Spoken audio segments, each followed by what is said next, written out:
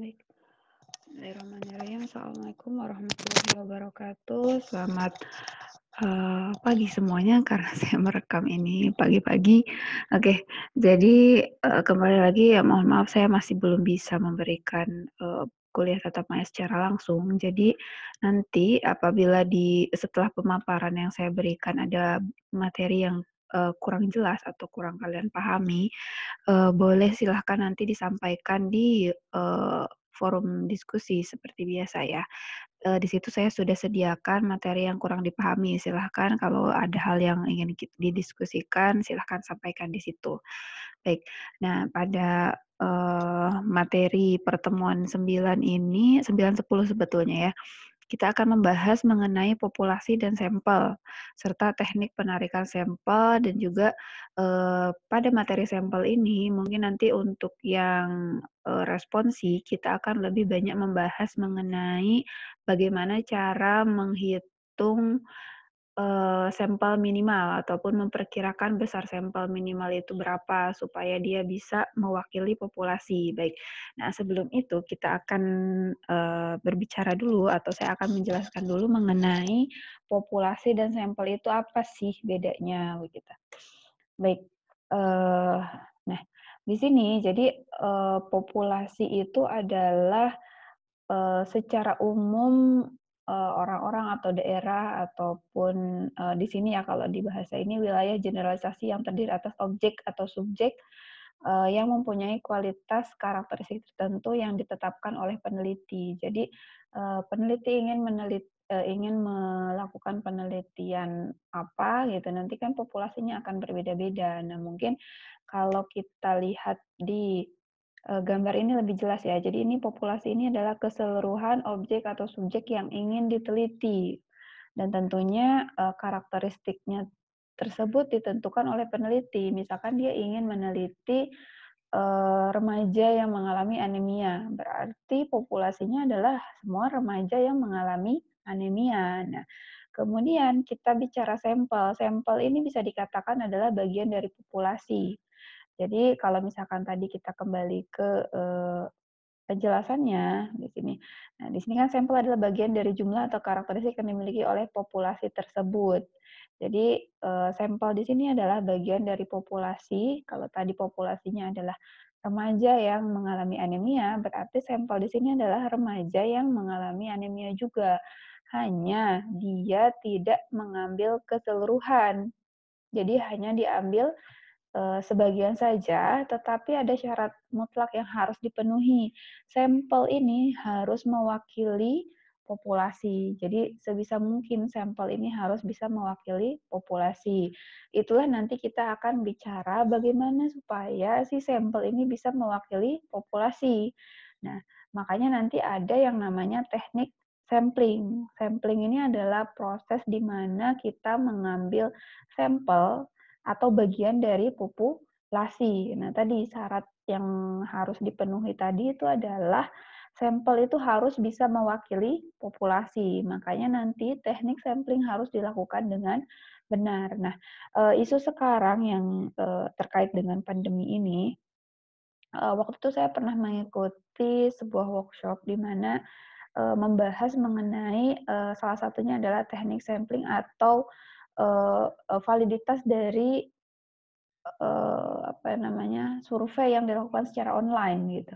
Sekarang ini kan karena orang-orang, terkendala, karena pandemi ini sehingga banyak peneliti yang akhirnya mengubah metodenya dari yang tadinya harus survei langsung datang ke daerah, akhirnya mengganti dengan kuesioner atau metode online gitu. Nah, kemudian jadi pertanyaan, apakah metode tersebut valid, bisa diterima gitu kan, sampel itu mewakili populasi. Nah, eee pemateri saat itu menyampaikan, kuesioner atau metode online itu hanya, cara atau instrumen yang digunakan gitu. Nah, poin penting yang menentukan apakah metode tersebut, apakah, proses pengambilannya itu bisa mewakili populasi atau tidak, itu tetap berada pada teknik sampling yang digunakan. Jadi kalau online ataupun offline secara langsung itu hanya, teknik surveinya gitu. Tetapi yang menentukan kesahihan atau apakah sampel tersebut bisa digeneralisir, bisa mewakili populasi, yang menentukan adalah teknik samplingnya. Nah, di sini saya ingin menekankan pentingnya teknik sampling yang kita lakukan nanti. Seperti nah, sebelum sampai ke teknik sampling, di sini mungkin ada beberapa penjelasan yang ingin saya sampaikan terlebih dahulu, di mana populasi ini, nah ini nanti jangan sampai tertukar, ada populasi target, ada populasi terjangkau. Mungkin dari bahasanya sudah sedikit bisa ditebak ya. Di sini populasi target itu adalah tadi yang ditentukan oleh peneliti tadi di awal. Jadi sasarannya itu ingin siapa. Tadi kalau misalkan saya memberikan contoh remaja yang mengalami anemia, berarti populasi targetnya itu adalah remaja-remaja yang mengalami anemia, tidak terbatas oleh tempat, tidak terbatas oleh eh, waktu, misalkan seperti itu. Ya, jadi semua remaja yang mengalami anemia. Nah, karena penelitiannya misalkan ingin meneliti faktor-faktor risiko atau hal-hal yang memperburuk atau menyebabkan terjadinya anemia pada remaja. Berarti populasinya itu adalah remaja yang mengalami anemia. Nah, jadi dia masih bersifat umum. Dan biasanya kalau misalkan kita lihat di sini ditandai dengan karakteristik demografis. Demografis di sini kan terkait dengan ya kelompok usia, jenis kelamin, gitu, seperti itu, ras, misalkan. Nah, kemudian karena kita bicara tentang gizi, eh, tentunya yang menyangkut karakteristik gizi, entah itu misalkan status gizinya normal, atau tadi yang anemia, atau yang stunting, balita yang stunting, gitu. Jadi populasi target di sini adalah populasi yang tadi karakteristik atau dari objek atau subjek yang sudah ditentukan oleh peneliti. Dia ingin meneliti apa, meneliti siapa, gitu maksudnya. Nah, di sini contohnya balita dengan status gizi normal, remaja anemia, wanita usia subur, jadi masih bersifat umum. Nah, ini adalah populasi target. Sekarang kita bicara, ini contohnya tadi ya. Jadi, membandingkan efektivitas minuman instan berbasis buah bit dengan tablet besi pada remaja yang mengalami anemia. Berarti populasi targetnya adalah remaja yang mengalami anemia. Karena penelitiannya tadi dia ingin membandingkan efektivitas dari si minuman instan yang dia kembangkan, yang berbahan dasar buah bit, yang dimana beberapa penelitian sebelumnya menyebutkan kalau dia bisa meningkatkan hemoglobin, misalkan seperti itu. Dia ingin melihat efektivitasnya dibandingkan dengan tablet besi pada remaja yang biasa diberikan. Nah, berarti populasi targetnya adalah remaja yang mengalami anemia, seperti itu. Oke, nah lanjut. Oke, populasi terjangkau ini adalah bagian dari populasi target yang dapat dijangkau oleh peneliti. Nah, tadi kan remaja yang mengalami anemia, mau dimanapun di belahan dunia itu remaja yang mengalami anemia itu adalah populasi targetnya. Tetapi nah, apakah kita bisa menjangkau semuanya? Kita bisa meneliti semuanya, gitu. Itu tergantung situasi dan kondisi, tergantung biaya juga, tergantung waktu yang dimiliki oleh peneliti untuk mengambil sampel tersebut, gitu, atau untuk melaksanakan penelitian tersebut. Nah, maka di sini ada namanya populasi terjangkau. Nah, populasi terjangkau itu adalah eh, bagian dari populasi target tadi yang dia bisa diakses atau dia bisa diteliti oleh peneliti, gitu. Dan biasanya dia dibatasi oleh waktu ataupun tempat. Nah, akhirnya dia mengerucut. Jadi remaja yang mengalami anemia di eh, Kabupaten Deli Serdang saja, misalkan. Nah, itu kalau dia mampu sampai level kabupaten. Kalau misalkan tidak, dia turun sampai level kecamatan misalkan. Nah, itu tergantung penelitian dan nanti itu harus dijelaskan detail di metode. Jangan dia hanya mengambil sampel di Kabupaten Deli Serdang, tapi seolah dia mengambil seluruh dunia gitu. Karena dia tidak ada penjelasan misalkan. Tidak boleh seperti itu. Jadi harus dijelaskan bahkan sampai ke periodenya. Kalau di sini contohnya misalkan balita gizi buruk. Nah, biasanya kan balita gizi buruk ketika diperiksa di puskesmas misalkan atau dari tahap posyandu dulu ya, dari tahap posyandu ke puskesmas. Nah, pada akhirnya dia akan dirujuk ke rumah sakit karena biasanya kalau sudah gizi buruk itu penanganannya lebih khusus dibandingkan dengan dia baru gizi kurang atau underweight misalkan seperti itu. Nah, ketika balita gizi buruk, nah berarti kan populasi targetnya adalah seluruh balita gizi buruk, tetapi yang mungkin bisa dijangkau oleh peneliti adalah balita gizi buruk yang hanya balita gizi buruk yang dirujuk ke rumah sakit haji karena tempatnya misalkan dekat dengan kita, Unimed gitu. Pada periode kapan yang dirujuk ke rumah sakit haji itu banyak dari misalkan dari tahun berapa itu udah ada ribuan mungkin gitu. Tetapi yang kita ambil adalah pada periode 2018 sampai 2019 saja. Jadi periode 1 sampai 2 tahun itu diambil. Nah, sehingga populasi terjangkaunya itu adalah berapapun itu balita gizi buruk yang dirujuk ke rumah sakit haji pada periode 2018 dan 2019 gitu. Dan itu harus dijelaskan di metode. Nah, jadi populasi terjangkau ini yang memang bisa dijangkau, bisa diteliti, bisa diambil datanya oleh peneliti gitu. Biasanya dibatasi oleh tempat ataupun waktu. Kemudian, nah barulah dari populasi terjangkau ini kita ambil sampel gitu. Jadi sekali lagi ya, ini harus benar-benar nanti dijelaskan di metode. Makanya banyak kalau misalkan kalian baca penelitian, uh, faktor resiko anemia pada ibu hamil di mana, misalkan di Indonesia, di Kota Bogor, di Kota Medan. Jadi supaya jelas populasi terjangkaunya itu, populasinya itu memiliki batasan waktu ataupun tempat apa gitu. Jadi supaya ketika dia membaca, menyimpulkan, oh dia tahu, oh berarti ini hanya faktor resiko anemia atau faktor resiko anemia pada ibu hamil di Indonesia. Nah, jadi baru di Indonesia. Sehingga ketika menyimpulkan, peneliti menyimpulkan, hasilnya itu tidak bisa digeneralisir untuk seluruh dunia. Karena dia sudah spesifik menyebutkan itu yang di Indonesia. Seperti itu. Nah, kemampuan seorang peneliti untuk mengambil populasi terjangkau ini pun berbeda-beda.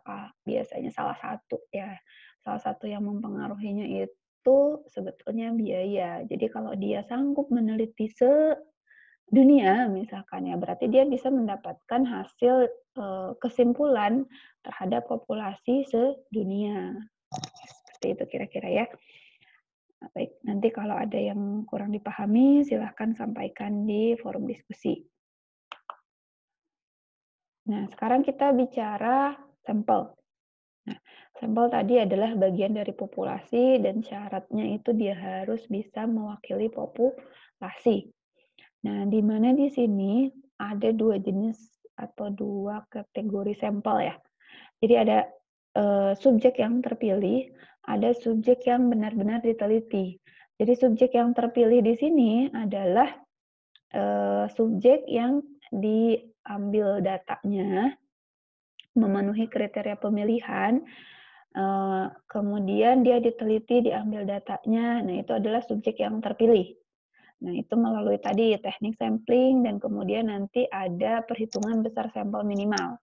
Nah, namun di tengah perjalanan itu ada kemungkinan kalau misal terutama untuk yang intervensi ya, kalau misalkan untuk survei mungkin nanti lebih ke terkait ketidaklengkapan data. Misalkan dia mengambil 100 sampel, tetapi ada beberapa sampel yang ketika dicek di entry datanya ada data yang tidak lengkap sehingga dia harus di-exclude gitu. Nah, atau kalau misalkan intervensi di awal dia memberikan intervensi kepada 10 orang, di tengah jalan tiba-tiba ada yang bisa mungkin ada yang meninggal atau dia ada yang akhirnya tidak mau melanjutkan karena sudah tidak sanggup mengkonsumsi produk yang diintervensikan misalkan. Nah, itu sesuatu yang di luar kehendaknya peneliti ketika sampel kita atau subjek yang kita teliti itu mengundurkan diri, kita tidak boleh memaksa dia untuk melanjutkan gitu. Walaupun nanti sebetulnya ada teknik-teknik bagaimana cara approach atau melakukan pendekatan kepada sampel supaya dia tetap mau melakukan intervensi tersebut sampai selesai, misalnya seperti itu. Nah, itu teknik-teknik yang bisa dilakukan, tapi tetap keputusan akhir ada di tangan subjek tersebut. Nah, ketika subjek tersebut memutuskan untuk tidak melanjutkan, dia mengundurkan diri, atau kata lain kalau di sini misalkan dia drop out gitu kan dari subjek terpilih. Nah, eee, eee, subjek tersebut yang mengundurkan diri atau yang drop out tersebut itu kan tidak masuk ke pengolahan data, tidak masuk ke hasil akhir yang akhirnya akan kita simpulkan gitu. Nah, makanya di sini ada istilah lain atau kategori yang berikutnya adalah subjek yang benar diteliti. Nah, subjek yang benar-benar diteliti ini adalah subjek atau sampel yang setelah terpilih tadi dia benar-benar mengikuti rangkaian kegiatan penelitian ataupun intervensi sampai akhir. Atau kalau misalkan dia survei, berarti subjek yang terpilih yang dia itu datanya lengkap sehingga sampai pada tahap analisis itu data sampel tersebut digunakan gitu. Nah, jadi tadi yang subjek terpilih itu adalah yang ketika di awal penelitian dia terpilih memenuhi syarat kriteria inklusi eksklusi. Kriteria inklusi eksklusi itu apa nanti saya jelaskan lebih lanjut. Kemudian dia diambil datanya gitu. Nah, dia masuk ke tahap analisis. Nah, ketika di tahap analisis itu ada beberapa yang drop out. Nah, kemudian ada sampel yang tersisa, misalkan di awal yang terpilih itu 100. Ketika di tengah perjalanan intervensi ada yang drop out 5 orang misalkan. Nah, berarti subjek yang benar diteliti itu adalah yang sisanya, yang 95 orang gitu. Jadi yang benar-benar oke, mohon maaf. Jadi yang benar-benar mengikuti tahapan penelitian sampai selesai, sampai benar-benar dianalisis keluar hasil kesimpulannya, seperti itu. Nah, itu adalah subjek yang benar diteliti. Nah, biasanya kalau kalian misalkan baca jurnal, beberapa jurnal yang bagus itu dia ketika di metode itu dijelaskan di dalam bagan supaya lebih paham ya. Jadi di situ kalau misalkan intervensi awal yang dilakukan screening itu 1.000. Kemudian dilakukan screening terhadap kriteria inklusi dan juga eksklusi sampai dipilihlah sampelnya itu ada sekitar 500. Dari 500 itu mungkin dibagi jadi 2 kelompok intervensi, 250 kelompok A dan kelompok B. Nah, di tengah perjalanan misalkan ada dropout masing-masing ada 5 orang. Sehingga yang benar-benar dianalisis itu nanti hanya sekitar 245 misalkan. Nah, itu biasanya dijelaskan dalam bentuk bagan dari proses awal screening sampai yang dia menjadi subjek terpilih sampai dia menjadi subjek yang benar-benar diteliti. Nah, itu untuk mempertegas berapa sih jumlah sampel yang benar-benar diteliti yang dijadikan sebagai bahan atau tools ya ketika kita akan bukan tools sih sebenarnya apa ya yang diteliti ketika kita nanti akan mengeneralisir atau akan menyimpulkan dari sampel tersebut terhadap populasi. Nah, yang dipakai itu adalah subjek yang benar diteliti. Jadi yang benar-benar mengikuti sampai akhir. Oke, ini tadi kita bicara dulu kriteria inklusi dan eksklusi. Nah, mungkin ini juga kalau kalian sering baca jurnal, sering mendengar ini, nah, di mana kriteria inklusi itu adalah kriteria-kriteria yang ditentukan oleh peneliti yang cocok dia jadikan nanti sebagai subjek penelitiannya. Misal tadi kalau ingin melihat remaja, tadi contoh yang di awal itu dia ingin memberikan atau melihat efektivitas dari minuman instan berbahan dasar buah bit, dia bandingkan dengan tablet besi, seberapa besar efektivitasnya terhadap peningkatan kadar hemoglobin misalkan pada remaja yang mengalami anemia. Nah, di sini mungkin kita tentukan kriteria inklusinya. Remaja yang mengalami anemia berarti mungkin usia remaja. Usia remaja itu biasanya sekitar di atas 13 tahun ya, kurang lebih 12 sampai 13 tahun sampai sebelum dia dewasa. Berarti dia remaja yang mengalami anemia. Misalkan kriteria inklusi yang ditentukan adalah karena dia hanya akan melakukan pada siswa SMP, misalkan kriteria inklusinya adalah remaja yang remaja usia berapa, misalkan usia 13 sampai kalau SMP itu sampai kira-kira 16 mungkin ya, 16, 17 sih sebetulnya. Misalkan dia tentukan saja kriteria inklusinya usia 13 sampai 16 tahun. Jenis kelaminnya wanita, karena asumsinya misalkan yang remaja yang eee, beresiko yang paling beresiko atau lebih beresiko mengalami anemia itu adalah yang perempuan. Jadi inklusinya di situ usia 13 sampai, eee, 16 tahun, jenis kelaminnya perempuan, kemudian, inklusi lainnya karena dia anemia, misalkan yang hemoglobinnya kurang dari 11 milimeter Hg, misalkan seperti itu. Eee ada lagi yang inklusinya itu, bertempat tinggal di asrama atau tinggal di asrama SMP apa gitu, untuk memudahkan intervensi bisa kita menentukan, seperti itu. Nah, itu adalah kriteria-kriteria inklusi yang ditentukan oleh peneliti, siapa sih yang eligible nantinya menjadi sampel, terpilih kita, begitu.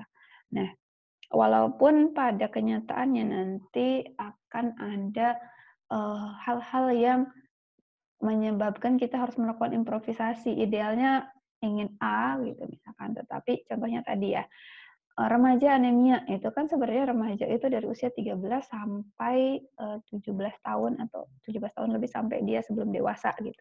Tetapi karena keterbatasan biaya, keterbatasan waktu, misalkan kita hanya akan mengambil remaja yang berada di SMP boarding school tadi, tadi yang tinggal di asrama gitu kan.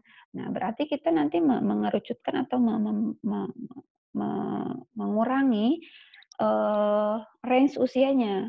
Tadi kalau harusnya kalau remaja itu dari 13 sampai misalkan 17, tapi karena yang usia SMP itu kan sekitar paling usia 13 sampai 16 gitu. Jadi akhirnya inklusinya dikurangi jadi 13 sampai 16.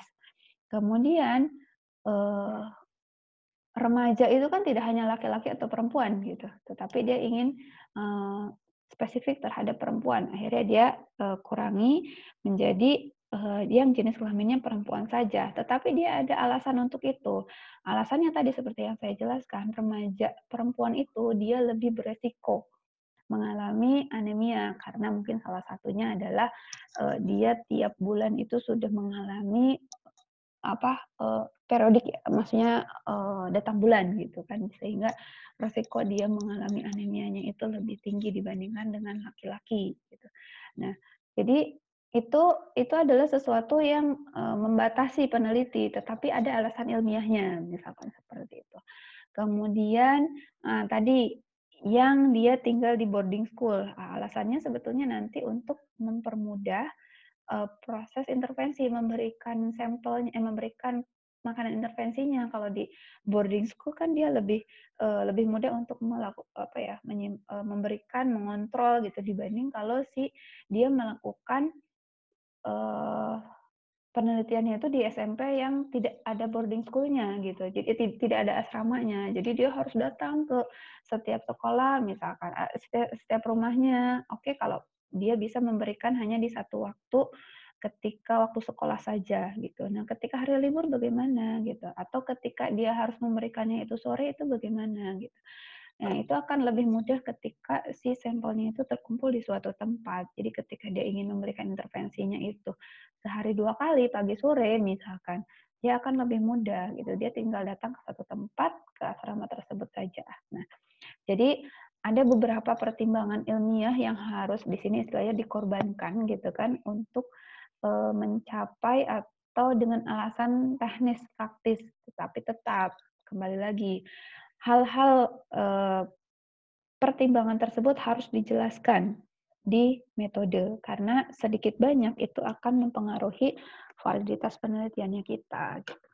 Sejauh ini selama itu di eee, dijelaskan di metode, itu dapat diterima. Nah, ini nanti mungkin akan berpengaruh ke kesimpulan nanti yang diperoleh. Jadi ketika kalian mengambil referensi, nah itu harus dibaca benar metodenya, karena nanti ketika hasilnya misalkan signifikan, nah signifikan, benar si minuman BIT tadi sama efektifnya dengan tablet besi misalkan.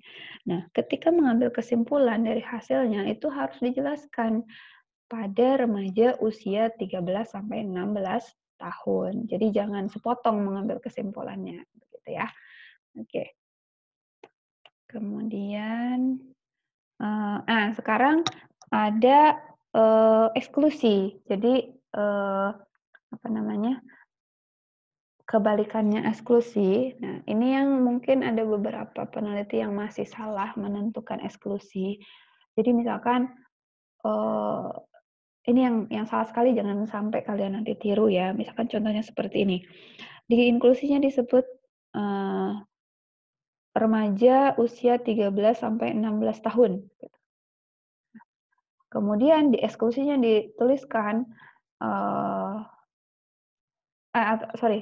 tadi berjenis kelamin perempuan usia 13 sampai 16 tahun. Nah, kebalikannya karena tadi perempuan berarti eksklusinya itu berjenis kelamin laki-laki. Ya, tidak dituliskan pun sudah jelas lah, berarti si laki-laki itu tidak eligible untuk dipilih menjadi subjek gitu.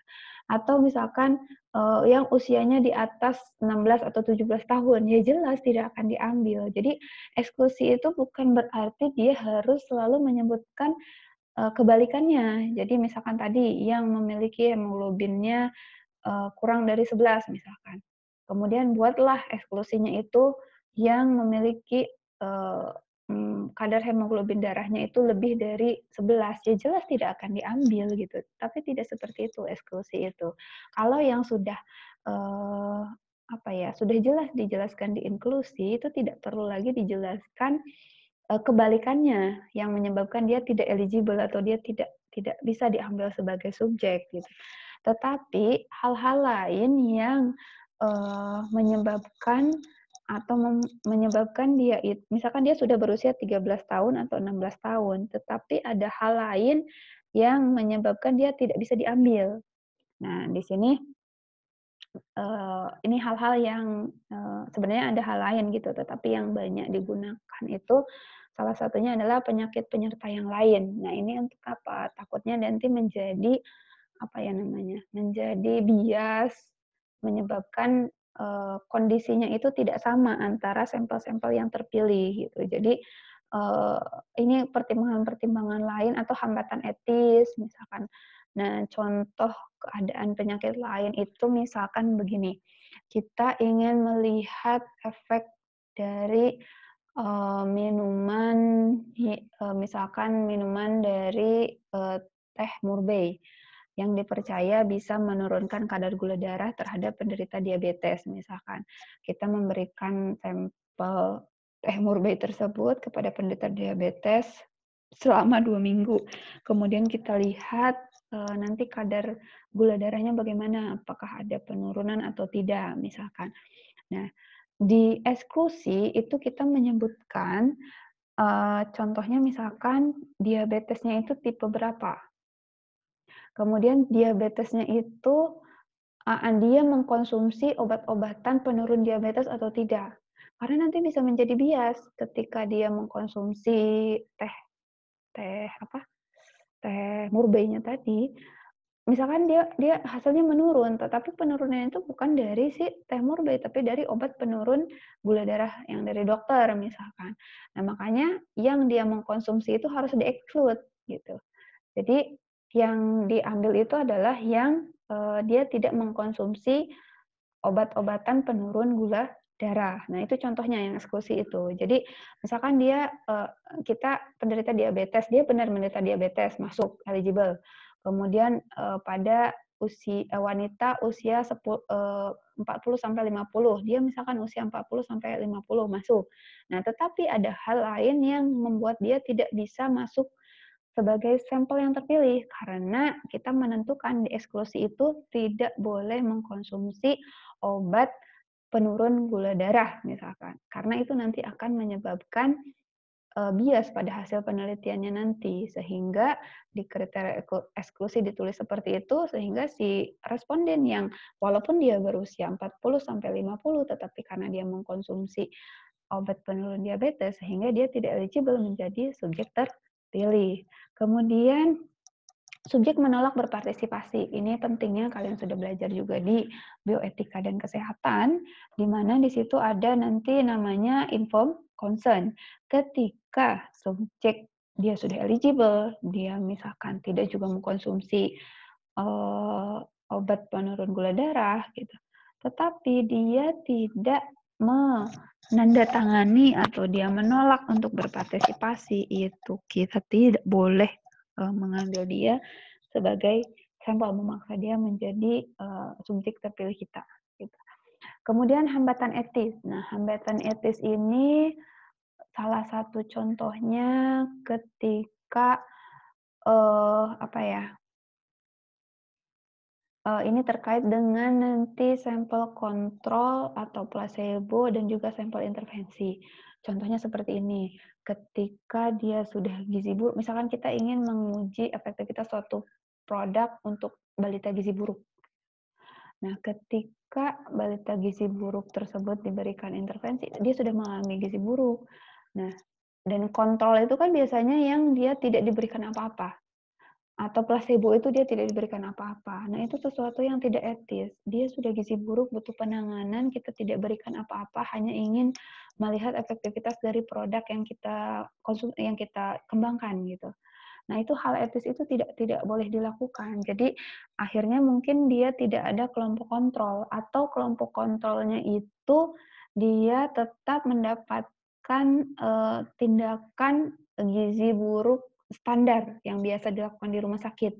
Nah, sementara untuk yang kelompok intervensi itu dia diberikan produk makanan yang dikembangkan oleh si peneliti tersebut. Jadi, nah ada hal-hal, makanya ada beberapa penelitian yang sampelnya itu apa ya, penderita suatu penyakit, itu terkadang penelitian tersebut tidak ada kelompok placebo atau kelompok kontrol yang tidak diberikan tindakan apa-apa karena itu tidak etis gitu.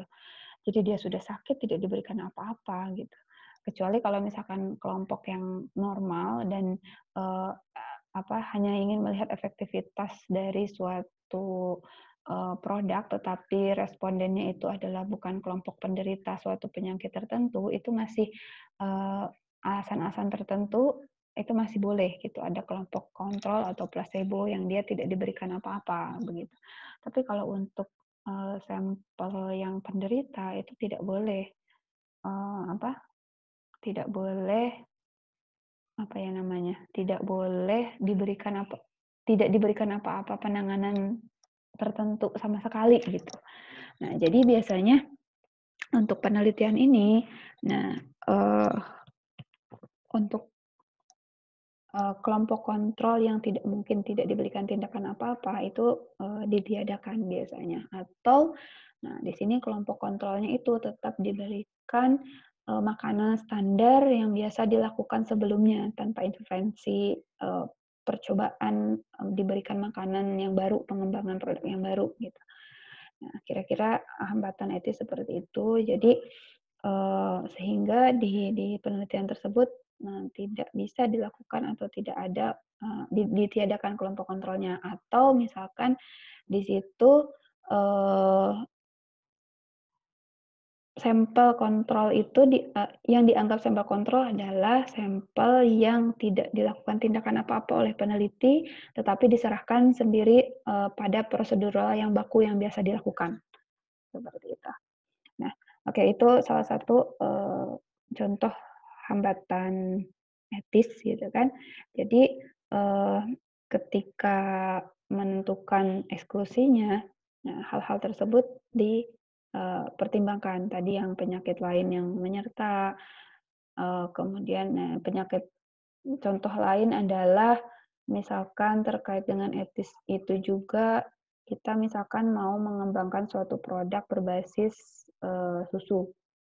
Nah, kita juga harus menyebutkan eksklusinya itu tidak boleh respondennya itu yang mengalami lactose intolerance gitu misalkan. Kita sudah tahu dia lactose intolerance, tetapi misalkan tetap aja kita berikan intervensi kepada sampel tersebut. Khawatirnya terjadi sesuatu, alasan etis juga. Kalau dia kenapa-napa bagaimana gitu, atau contoh lain ketika kita alergi. Nah, biasanya ada beberapa produk yang misalkan kita mengembangkan produk udang.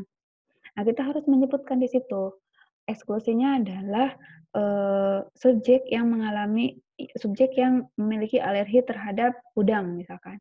Nah, itu sudah jelas-jelas tidak boleh ikut dalam penelitian kita. Atau subjek yang mengalami lactose intolerance, berarti kita harus subjek tersebut, tidak boleh, di awal sudah dijelaskan. Walaupun dia eligible untuk kriteria inklusi lainnya, tetapi ketika dia misalkan mengalami alergi terhadap udang dan produk yang kita intervensikan itu mengandung udang, nah, itu secara etis kita harus harus harus menyampaikan itu, supaya nanti di tengah perjalanan ketika dia mengalami intervensi, kalau itu tidak disampaikan, misalkan dia kenapa-napa, nah itu, peneliti harus bertanggung jawab. Oke, itu tadi ya, eksklusi, inklusi, mudah-mudahan bisa dipahami. Sekali lagi kalau ada yang kurang dipahami, silahkan sampaikan di forum diskusi. Ini, sorry. Oke. Nah, kenapa kita harus menggunakan sampel? Nah, jelas ya, lebih murah. Lebih murah karena tadinya misalkan harus mengambil sampel se-Indonesia, tetapi karena kita mengambil sampel, jadi kita bisa hanya mengambil di beberapa daerah yang mewakili, gitu. Atau misalkan, tadinya kita harus mengambil, sampel se-Indonesia tadi jadi lama. Nah, dengan mengambil sampel saja yang mewakili bisa jadi lebih mudah. Kemudian bisa jadi juga lebih cepat, karena tadinya kalau misalkan semua populasi diambil itu waktunya lebih lama, tetapi ketika hanya mengambil sampel yang mewakili bisa lebih cepat. Kemudian lebih akurat. Lebih akurat di sini lebih terkait dengan pengukuran. Nah, ketika kita mengukur jumlah yang banyak, nah mungkin kan akan ada kejenuhan atau akan ada hal-hal yang menyebabkan hasil pengukurannya kurang kurang kurang akurat dibanding kalau kita mengambil sampel yang lebih sedikit gitu. Jadi kalau misalkan lebih sedikit, kita bisa lebih fokus, lebih akurat ketika melakukan pengukuran. Kalau misalkan melakukan wawancara, bisa lebih dalam lagi, bisa lebih tepat lagi menilai apa yang seharusnya dinilai gitu. Nah, kira-kira seperti itu. Kemudian mewakili populasi, tentunya ini juga harus didukung dengan teknik sampling yang benar. Nah, sebentar lagi nanti kita akan membahas tentang itu. Sebetulnya kalau untuk generalisasi yang paling ideal itu melakukannya secara random. Jadi simple random sampling ini yang paling bagus. Tetapi kenyataannya di lapangan tidak semua bisa dilakukan dengan simple random sampling. Nah, nanti ada beberapa teknik-teknik lain yang bisa diterima dan tentunya harus selalu dijelaskan di metode kita menggunakan teknik sampling apa untuk melakukan generalisasi tersebut. Jadi kondisinya di lapangan gitu, walaupun idealnya simple random sampling, nah kondisi di lapangan itu bisa juga diterima beberapa teknik sampling yang lain. Kemudian kalau di sini lebih spesifik, maksudnya ketika kita ingin mengambil eee sampel dibandingkan dengan populasi, sehingga kita bisa menentukan kondisi yang lebih homogen, yang lebih, sesuai dengan apa yang kita inginkan, gitu. Jadi daripada mengambil lebih banyak gitu kan, tetapi nanti lebih beragam, lebih baik, sedikit sampel sudah mah tadi murah, mudah, cepat, akurat, dia juga bisa lebih, spesifik sesuai dengan, yang ditentukan oleh peneliti. Nah, mungkin ini sedikit hubungan antara populasi sampel, subjek diteliti dengan validitas. Jadi validitas internal di sini adalah validitas atau kesahihan dari hasil penelitian kita yang menggambarkan apakah hasilnya itu benar-benar dipengaruhi oleh variabel-variabel yang kita teliti saja. Nah, ini mungkin nanti, kalau sudah dijelaskan sebelumnya oleh Pak Hardi kan ada di situ faktor bias atau faktor perancu gitu. Jadi validitas internal ini lebih ke mengarah, bagaimana, eee, teknik bagaimana metode tersebut disusun sedemikian rupa sehingga menghasilkan metode yang tepat, gitu. Jadi validitas internal di sini terkait dengan bagaimana, proses pengambilan sampel, proses wawancara, kemudian bagaimana dia nanti menganalisis, menghilangkan faktor-faktor perancu gitu, atau dia melakukan, desain yang dia sudah menghilangkan, hal-hal yang menjadi kemungkinan menjadi bias gitu.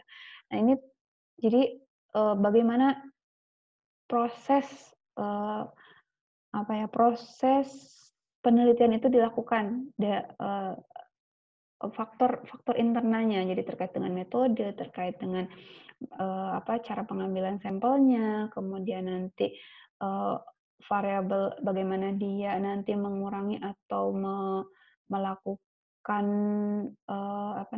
terhadap, confounder gitu, mmm, me apa ya, supaya hasilnya itu nanti benar-benar dipengaruhi oleh variabel-variabel yang kita teliti, gitu. Jadi bukan karena variabel lain. Contohnya kan kalau misalkan di, eee, tadi yang sampel teh murbei tadi, nah peneliti sudah berusaha untuk mengurangi bias dengan cara mengeksklud responden yang mengkonsumsi obat penurun gula darah, supaya hasilnya itu benar-benar nanti ketika dia gula darahnya itu menurun, itu benar-benar disebabkan oleh, konsumsi teh murbeinya gitu. Jadi seberapa benar variabel yang terikatnya itu variabel bebasnya itu mempengaruhi variabel terikat gitu. Nah, itu adalah validitas internal. Nah, kemudian ada validitas eksternal, di mana validitas eksternal ini berpengaruh terhadap proses generalisasi atau pengambilan kesimpulan secara umum terhadap populasinya.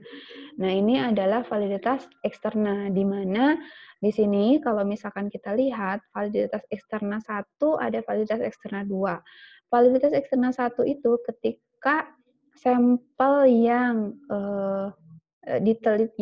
dikehendaki, sampel tadi yang terpilih itu benar-benar mewakili populasi yang terjangkau. Nah, kalau populasi yang terjangkau tadi, kalau kalian, ingat kembali yang dibatasi oleh waktu ataupun tempat gitu. Nah, kemudian validitas eksternal itu bagaimana, hasil penelitian kita itu bisa digeneralisir terhadap populasi target. Jadi, kalau di awalnya validitas internalnya itu sudah buruk, kita tidak bisa melakukan generalisasi atau tidak kemungkinan besar validitas eksternalnya itu pun buruk gitu. Jadi kuncinya di awal validitas internal ini gitu. Validitas internal ini harus bagus dulu gitu kan kalau terkait dengan tadi, apakah hasil studi bebas dari kesalahan, confounding, kesalahan acak, perancu, kemudian, tadi hubungannya itu benar-benar dipengaruhi oleh variabel-variabel yang diteliti saja, gitu. Nah, ini adalah terkait dengan, validitas internal, gitu.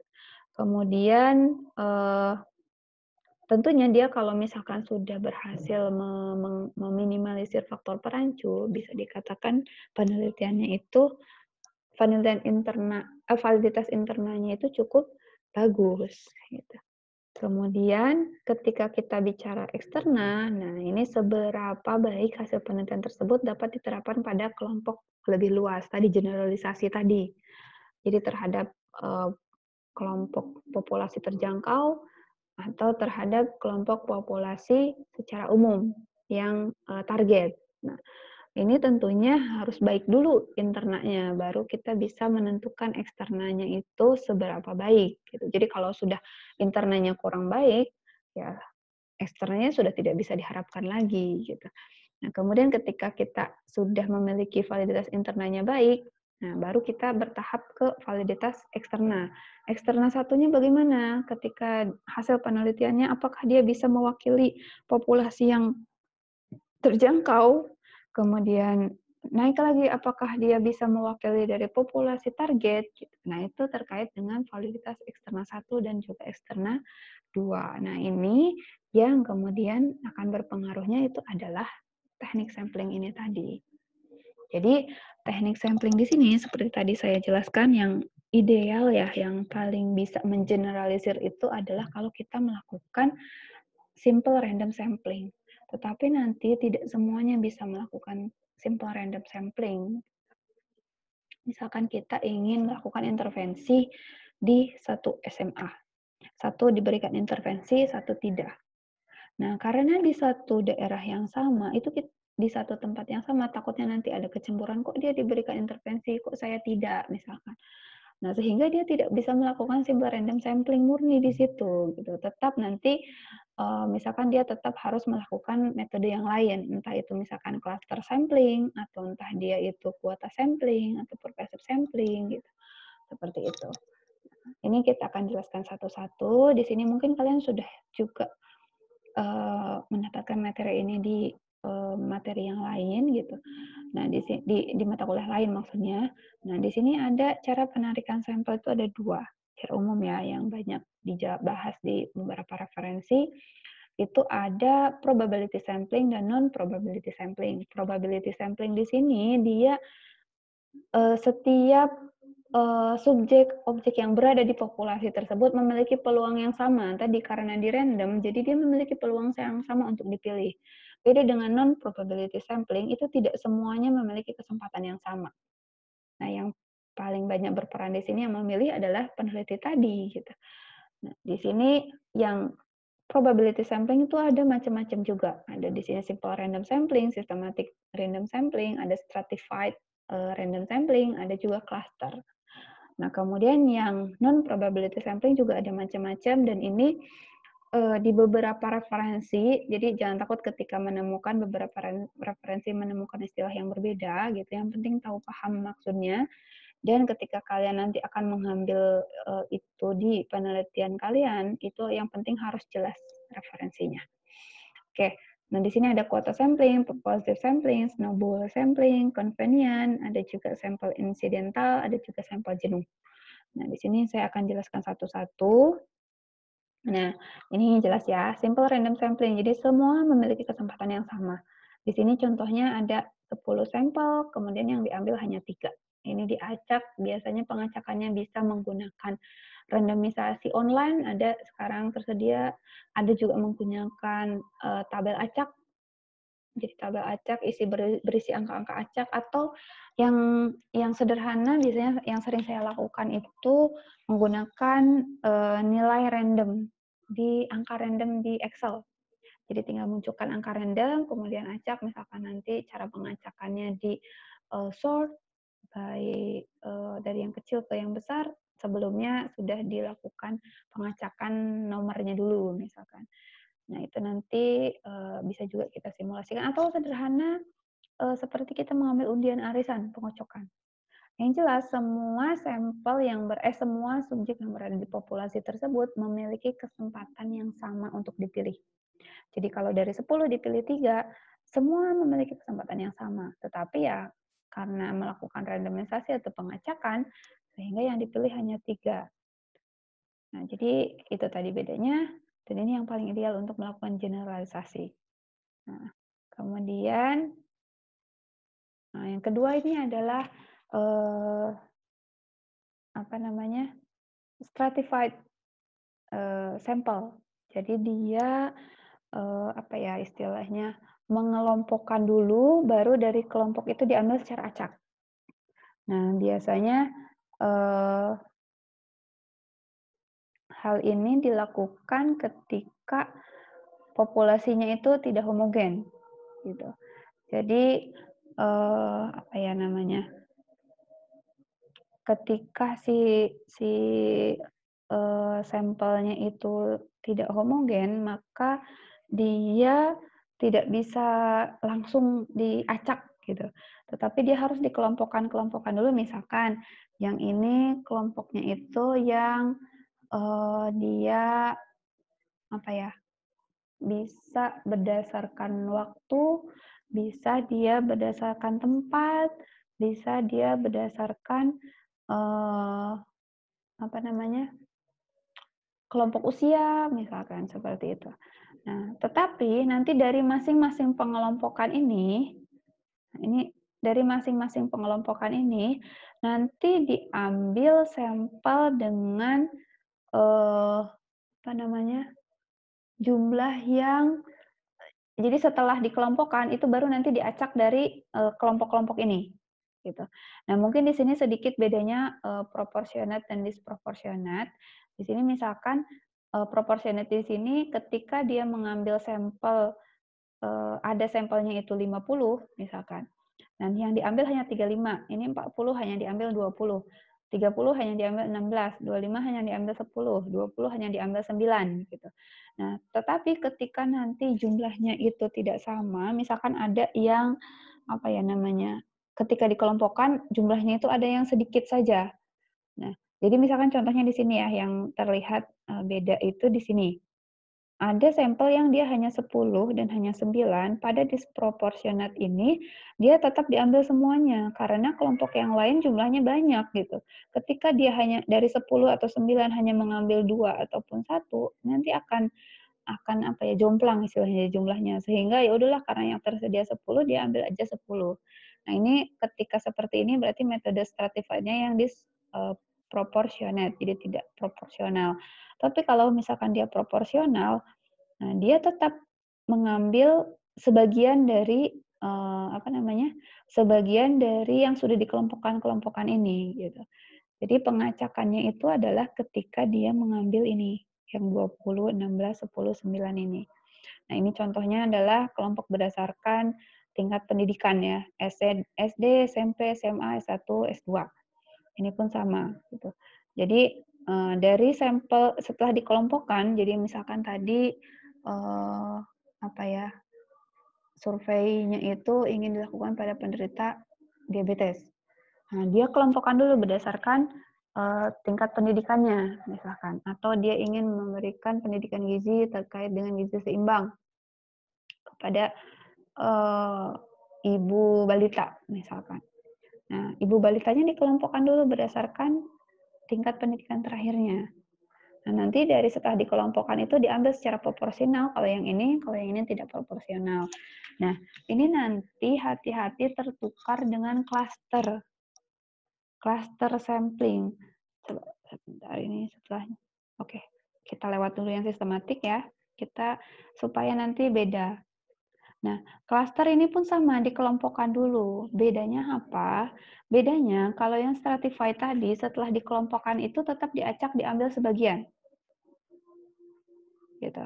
Nah, tetapi ketika untuk yang cluster sampling ini, dia biasanya dibedakan dikelompokkan terlebih dahulu dan satu kelompok tersebut itu diambil semuanya.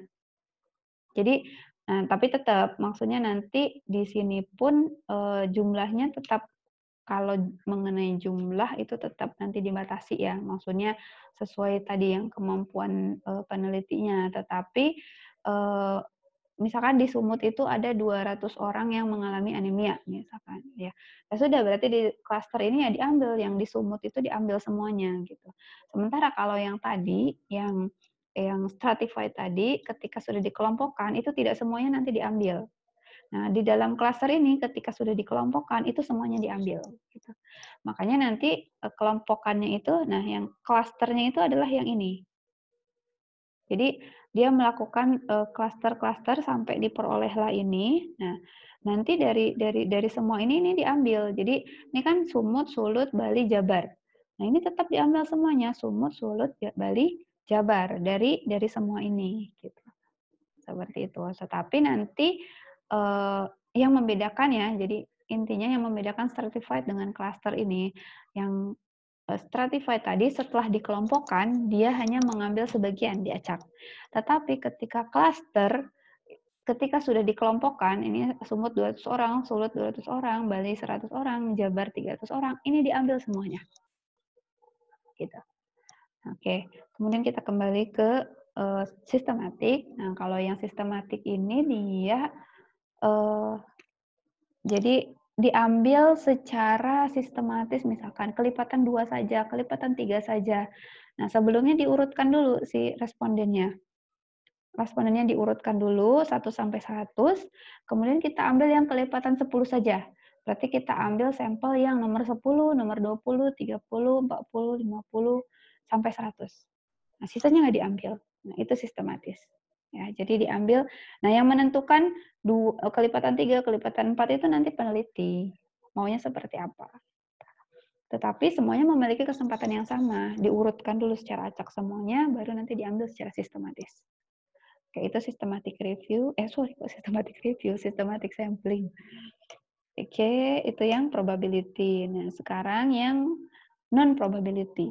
Nah, di sini ada yang mengatakan kuota sampling. Jadi, misalkan target sampelnya 200, kemudian yang dicari itu hanya 100. Ketika sudah memenuhi 100, ya sudah, tidak diambil lagi yang lain, gitu. Jadi dari populasinya butuh berapa, misalnya ada 200, tapi yang diambilnya 100, ya sudah. Setelah terpenuhi 100, setelah semua subjek, misalnya semua subjek yang datang ke tadi, yang gizi buruk, yang dirujuk ke RSHG, kita butuh sampel 10. Ya udah, yang datang pertama dengan kriteria yang memenuhi sesuai dengan inklusinya kita, eksklusinya kita, sudah memenuhi 10, ya sudah. Sisanya ada orang ke-11, ke-12, 13, kita tidak ambil lagi, gitu. Karena kita hanya butuh 10 kuotanya, misalkan seperti itu. Nah, ini juga yang banyak digunakan dan terkadang disebut juga, atau mungkin mirip ya, saya tidak bisa menjudge ini sama, tetapi kalau dari definisi ini hampir sama ya. Ada juga yang menyebut consecutive sampling. Jadi semua subjek yang datang secara berurutan dan memenuhi kriteria pemilihan dimasukkan dalam penelitian sampai jumlah subjek yang dipenuhi terpenuhi. Hampir mirip kan tadi. Jadi kalau misalkan sudah memenuhi 100, ya sudah, eee, orang ke-101 itu tidak diambil lagi, gitu. Nah, kemudian ini juga yang paling banyak dilakukan ketika dia memilih non-probability sampling. Kemudian, nah ini purposive. Kalau purposive itu berdasarkan pertimbangan khusus dari peneliti, dan ini juga sering dikatakan juga judgmental sampling. Jadi peneliti yang menentukan, misalkan di sini contohnya, penelitian pangan lokal yang mengambil sampel para ahli pangan saja. Jadi dia ingin meneliti, mengambil pendapat terkait dengan pangan lokal, tapi yang mudah dia jangkau atau pertimbangan khusus, misalkan karena dia bagian dari eh, para ahli pangan, sehingga dia meneliti para ahli pangan. Jadi dengan purposive itu dengan tujuan tertentu, pertimbangan khusus, ataupun berdasarkan informasi yang tersedia, gitu. Jadi berdasarkan tujuan tertentu, tujuan khusus yang ditentukan oleh peneliti. Jadi peneliti yang menentukan di sini, purposive sampling, gitu. Jadi tadi ya contohnya seperti ini. Nah, ini non probability sampling karena peneliti yang menentukan, tidak semuanya memiliki kesempatan yang sama untuk dipilih. Gitu. Nah, ini juga diterima secara metode ilmiah, purposive sampling. Kemudian, nah ini ada snowball sampling. Snowball sampling ini mungkin lebih ke penelitian survei, wawancara ya. Biasanya wawancara mendalam gitu. Nah, jadi kalau dilihat tema skemanya, jadi dia misalkan A, dia mau wawancara B dan C.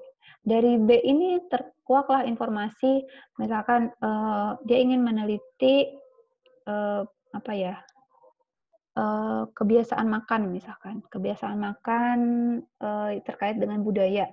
Nah, dia wawancara si B, kemudian di akhirnya itu, Ibu atau Bapak, kira-kira ada tidak ya orang lain yang bisa saya wawancara lagi terkait hal ini, yang bisa membantu memperdalam pemahaman yang saya miliki misalkan. Oh, bisa Bu, misalkan si Bapak D dan E. Nah, jadi informasi si Bapak D dan E ini diperoleh dari B. Begitu seterusnya, makanya dikatakan snowball sampling. Kalau snow dia bergulung kan makin lama makin besar. Nah, kira-kira seperti itu. Jadi dari awalnya dia hanya menemukan 2 sampel, dari 2 ini dia akhirnya menemukan 2 lagi, terus bercabang ke bawahnya sampai dia menemukan jumlah sampel yang dia kehendaki. Seperti itu. Nah, sistemnya ini adalah namanya snowball sampling. Oke, kemudian, nah ini ada namanya convenient sampling juga. Nah, ini dia convenient ini sebetulnya yang paling mudah dijangkau oleh peneliti. Yang paling mudah, ya udahlah, saya misalkan bekerja di rumah sakit A, ya udah saya mengambil sampel yang di rumah sakit A saja. Atau saya misalkan di Unimed, ya sudah saya mengambil sampel mahasiswa Unimed saja. Gitu. Nah, itu convenient sampling. Nah, memang ini juga memiliki kelemahan yang mungkin saja dia tidak bisa mewakili populasi, gitu, seperti itu. Kemudian tetapi ini metode yang bisa digunakan. Hanya tadi, berarti di kesimpulannya kita harus menyebutkan kalau ini hanya berlaku di Universitas Negeri Medan saja, atau remaja di Unimed saja, atau dewasa awal di Unimed saja, gitu, seperti itu.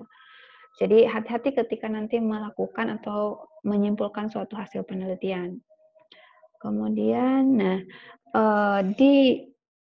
kalau yang tadi yang kuota sampling, purposive, convenient, kemudian tadi yang snowball, itu di beberapa referensi itu hampir sama menyebutkan teknik tersebut.